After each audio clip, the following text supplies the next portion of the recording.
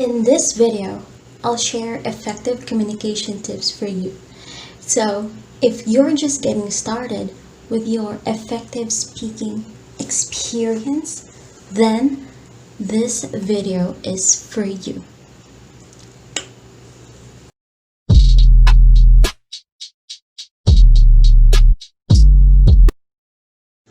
Hi guys, welcome to my channel. My name is Archie and I'm going to give simple yet powerful strategies to improve your communication skills. And without further ado, let's hop into this video.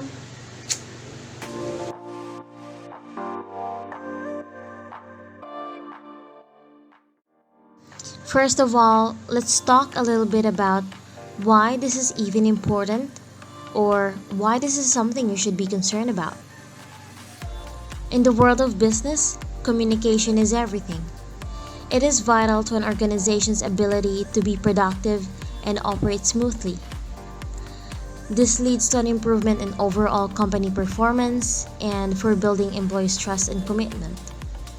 If managers are able to listen to employees and respond appropriately, this leads to an increase in employee job satisfaction and motivation. On the other hand, anytime one misunderstands the words or actions of another, it has the potential to create conflict. Poor communication in the workplace can result in frustration, confusion, and lack of motivation that can lead to poor work performance and lack of teamwork. This can spill over to how the employees relate to clients and potential customers. Lack of communication causes unmet expectations. Without clearly communicated expectations and priorities, it is impossible for the employee to know where to start and how to be working effectively and efficiently. So that briefly sums up to why it is important that we need to develop effective communication skills in the workplace.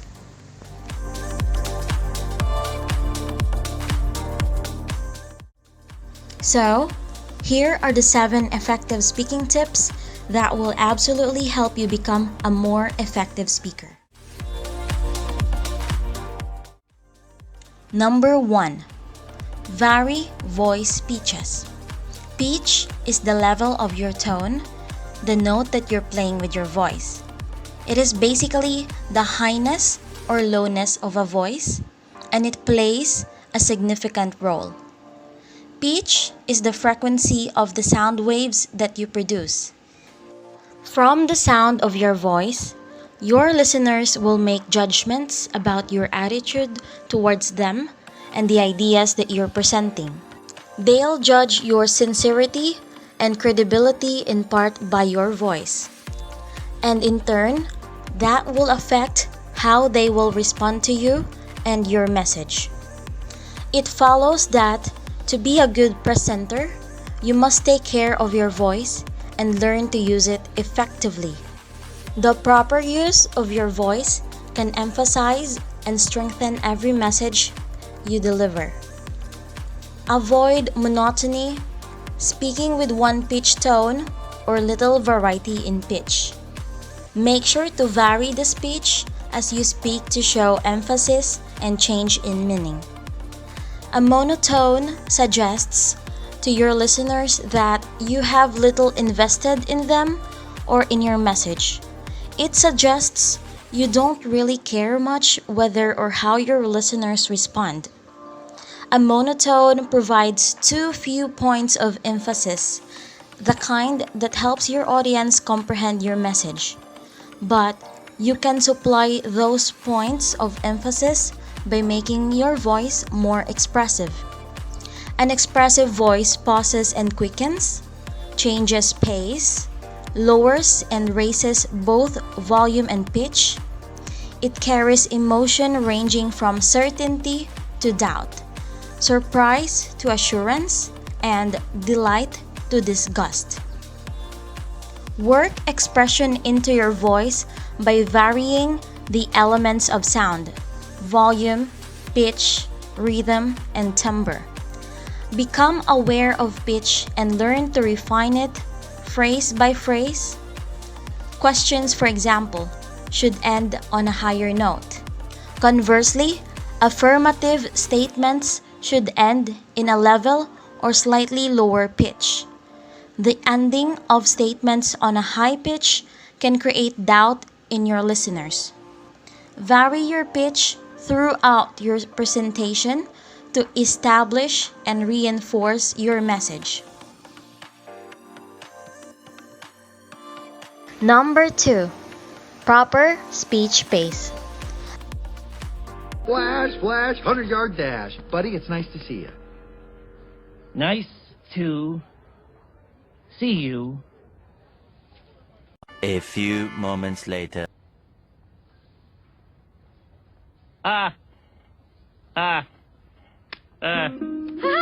Yes, very funny, very funny. Can we please just focus on the Hey. The speed at which you talk has a huge influence on how the audience perceives you and your speech. It's important, therefore, to understand your speaking rate and how to alter it depending on the type of speech you are delivering. Speaking too quickly is one of the most common speech problems, perhaps because almost all of us tend to speed up our speech when we're stressed or excited. The trick of speaking at an appropriate pace is remembering that you need to speak at a rate that allows your listener to understand what you're saying. The problem with speaking at a pace that's either too fast or too slow is that it interferes with communication.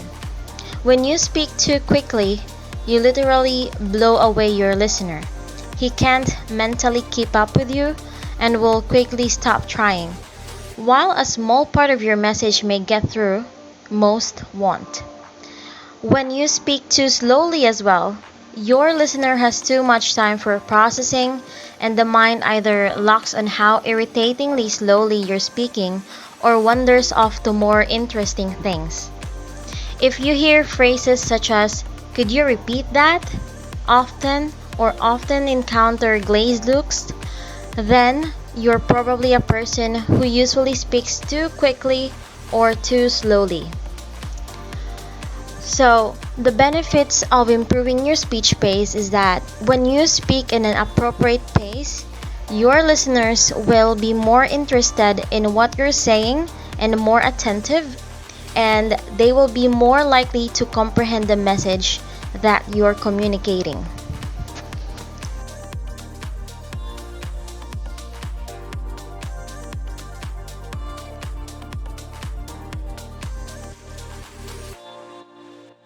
Number 3.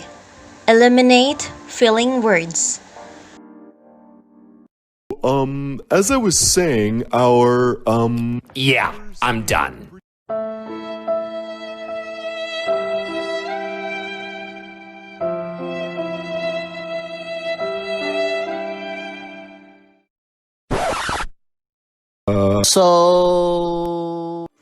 So those are the examples of filling words, and we don't want them to happen.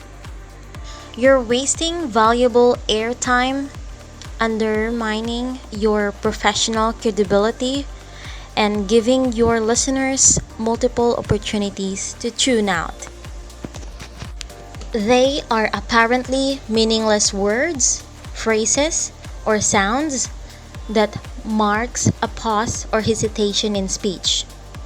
While these verbal crutches are common, overusing them can hurt your credibility in interviews or make audiences less interested in what you have to say. Fortunately, it is possible to eliminate this habit with a bit of practice, no matter how uncomfortable or nervous you may feel when speaking.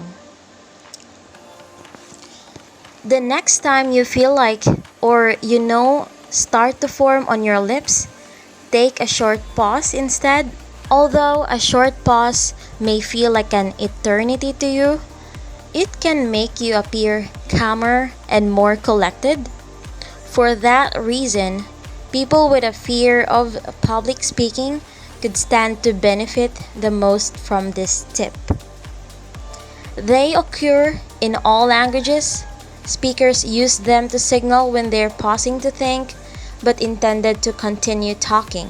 While we need to reject the assumption that filler words are like poison and needs to be eradicated from our speech, especially from spontaneous speech, overusing these words in a mindless, habitual way can indeed make a person or a speaker sound hesitant, unfocused, and even less intelligent.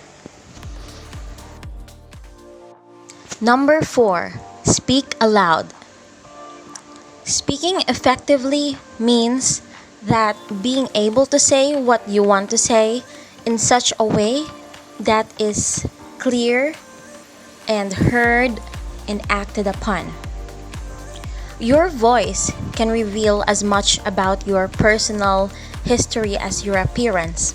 The sound of a voice and the content of speech can provide clues to an individual's emotional state. For instance, if self-esteem is low, it may be reflected by hesitancy in the voice. A shy person may speak quietly, but someone who is confident in themselves will be more likely to have command of their voice and clarity of speech. It is worth taking time to improve your command over your voice, especially if you find it hard to speak in public. It can even help to boost your confidence. It is important to get used to the sound of your own voice. Most people are more relaxed in a private situation, particularly at home, where there are no pressures to conform to any other social rules and expectations.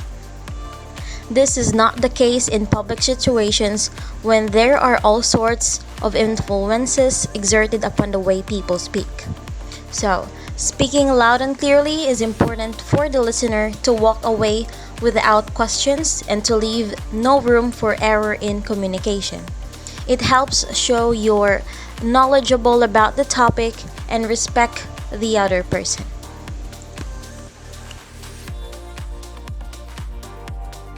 Number 5. Correct speech defects.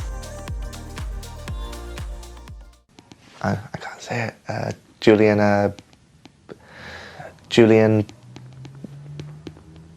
Oh, it's so stressful. Speech defects are the type of communication disorder where normal speech is disrupted. This can mean stuttering, lisps, and difficulties with the rhythm and timing of speech characterized by hesitations, repetitions, or prolongations of sounds, syllables, words, or phrases. Common fluency disorders or defects include stuttering, in which it is the rapid-fire repetitions of consonant or vowel sounds, especially at the beginning of words, prolongations, hesitations, interjections, and complete verbal blocks. For cluttering, it is excessively fast and jerky speech. Voice defects are the problems with the quality or use of one's voice resulting from disorders in the larynx. They are characterized by abnormal production and or absences of vocal quality, pitch, loudness, resonance, and or duration. Many of these types of defects can be treated by speech therapy, but others require medical attention by a doctor in phoniatrics. Other treatments include correction of organic conditions and psychotherapy. Number 6. Analyze pitches.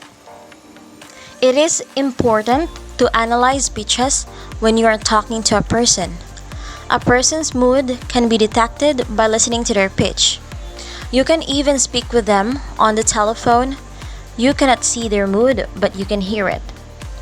You have probably heard the phrase, "You can hear a smile on the telephone," and this is due to the higher pitch that is naturally adopted when someone speaks when they are smiling. Women's vocal cords are naturally shorter than those of a man, which makes their voices higher pitched during any conversation.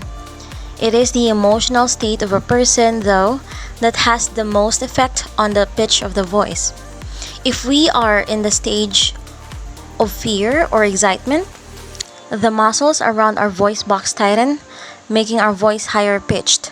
So, even if we don't understand the words someone is using, we can tell if their mood or thoughts have changed. Be aware of someone's pitch. By listening to it, you can measure what their true thoughts are, even if the words don't reflect it.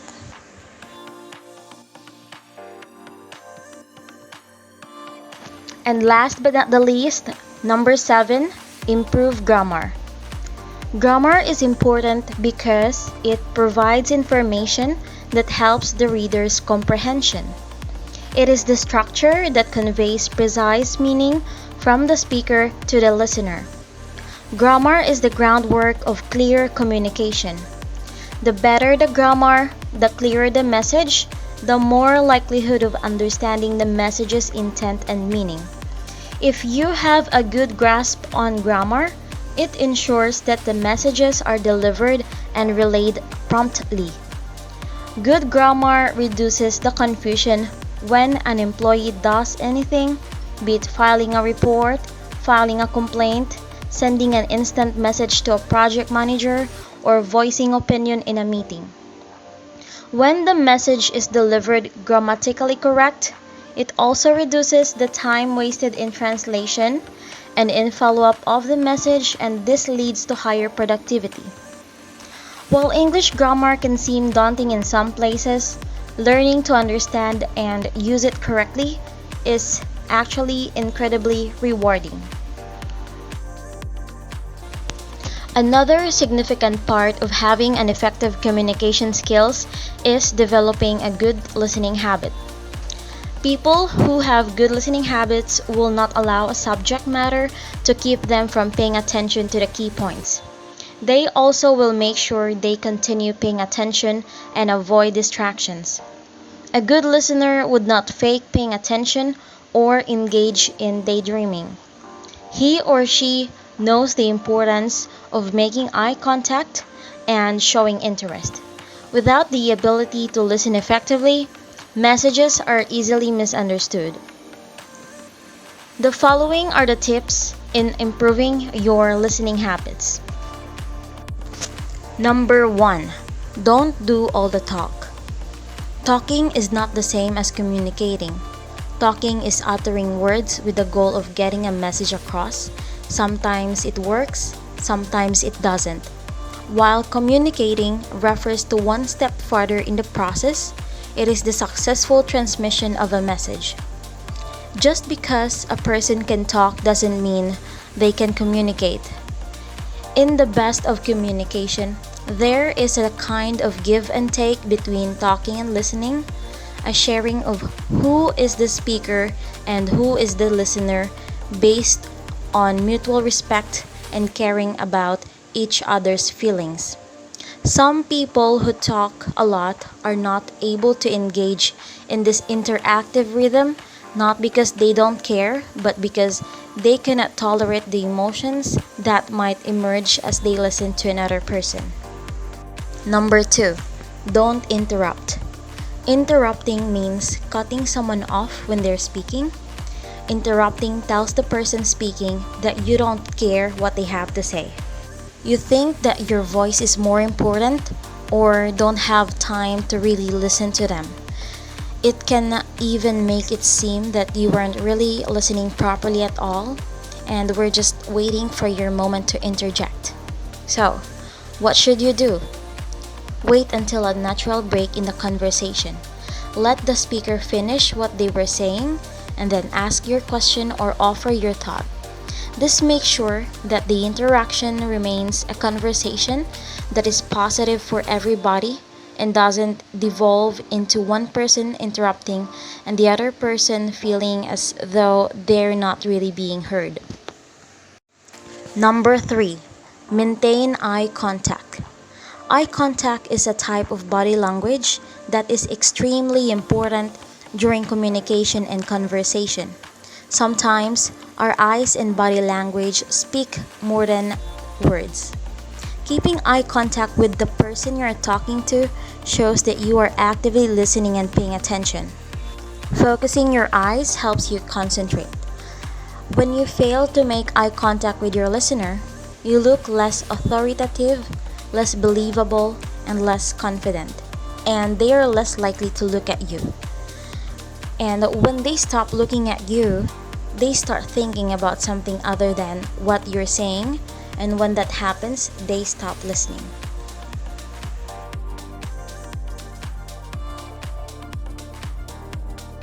Number 4. Show interest. When you fail to show interest while listening, it is distracting to the person speaking. Instead of focusing on what they want to say, they will wonder whether or not you're paying attention. Show your interest in what's being said. You can nod occasionally, smile at that person, and make sure your posture is open and inviting. Encourage the speaker to continue with small verbal comments like yes or uh-huh. Number 5. Don't answer calls. Answering phone calls while you're in the middle of a conversation is rude, unless if it is an emergency.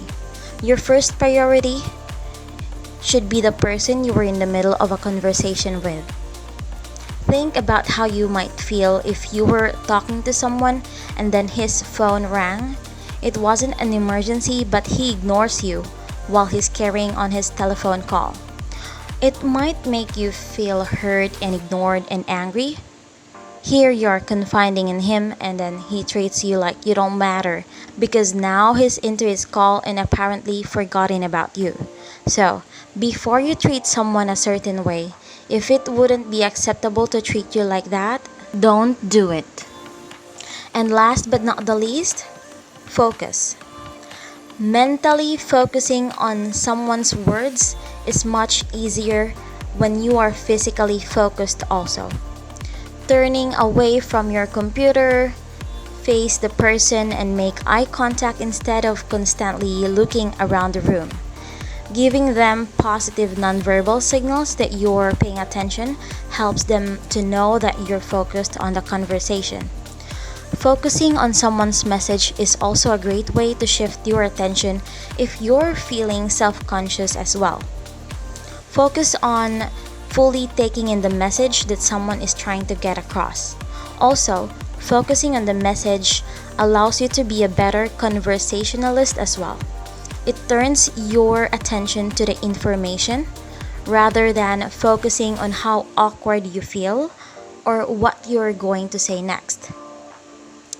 Because communication is a two-way process, it is better if you shift the focus from yourself to the other person through asking them. So that's it for today, guys. Thank you so much for watching. If you like this video, give it a thumbs up and subscribe to this channel. Hit the notification bell button for you to be notified if we have a new video uploaded. I'll see you in my next video. Bye!